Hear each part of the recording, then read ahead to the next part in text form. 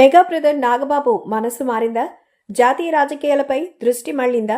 MP పదవిని ఆయన కోరుకుంటున్నారా అంటే అవుననే సమాధానం వినిపిస్తోంది. మొన్నటికి మొన్న ఏపీ నుంచి 3 రాజ్యసభ పదవులు భర్తీ అయిన సంగతి తెలిసిందే. ఆ సమయంలో నాగబాబు పేరు ప్రముఖంగా వినిపించింది. నాగబాబును రాజ్యసభకు పంపించి కేంద్ర మంత్రిగా అవకాశం ఇస్తారని ప్రచారం నడిచింది. అయితే చివరి నిమిషంలో సమీకరణలు మారాయి. తెలుగుదేశం పార్టీ 2 రాజ్యసభ పదవులను తీసుకుంది. బీజేపీకి పవన్ ఒకటి కేటాయించాల్సి వచ్చింది.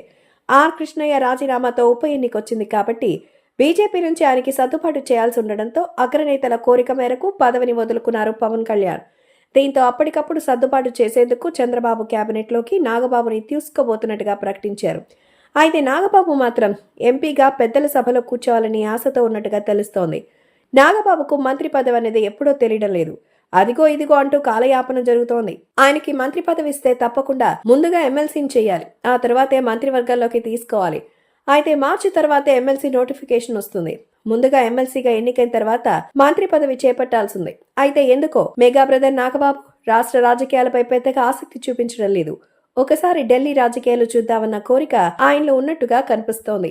అందుకే రాష్ట్రంలో ఖాళీ అయినటువంటి రాజ్యసభ సీట్ నుంచి తనకు అవకాశం ఇవ్వాలని ఆయన కోరుకున్నట్టుగా సమాచారం. విజయసాయిరెడ్డి తాజాగా రాజీనామా చేసిన సంగతి తెలిసిందే.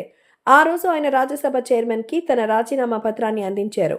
వ్యక్తిగత కారణాలు చెప్పడంతో రాజ్యసభ చైర్మన్ అక్కడికక్కడే అంగీకరించారు.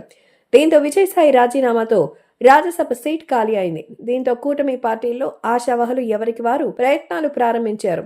మరోవైపు బీజేపీకి పదవి ఆఫర్ అయినట్టుగా ప్రచారం నడుస్తోంది. విజయసాయిరెడ్డి రాజీనామాతో ఖాళీ అయిన ఈ స్థానాన్ని తమ పార్టీకి చెందిన రెడ్డి సామాజిక వర్గం నేతతో భర్తీ చేస్తామని అమిత్ షా కోరినట్టుగా ప్రచారం నడుస్తోంది. అదే జరిగితే మాజీ ముఖ్యమంత్రి కిరణ్ కుమార్ రెడ్డికి ఆ పదవి దక్కే అవకాశం ఉంది. అయితే అనుకోని విధంగా నాగబాబుకి అవకాశం రావడంతో ఇప్పుడు పావులు కదుపుతున్నట్టుగా సమాచారం.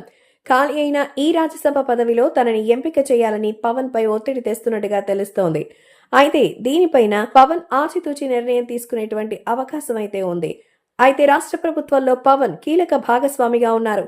జాతీయ స్థాయిలో సమన్వయం కావాలంటే నాగబాబుని రాజ్యసభకు పంపించడమే మేలన్న నిర్ణయానికి వచ్చినట్టుగా పరిణామాలు అయితే కనిపిస్తోంది.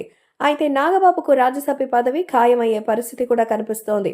మరి ఈ పరిణామాలు ఎటు దారి తీస్తాయో చూడాలి.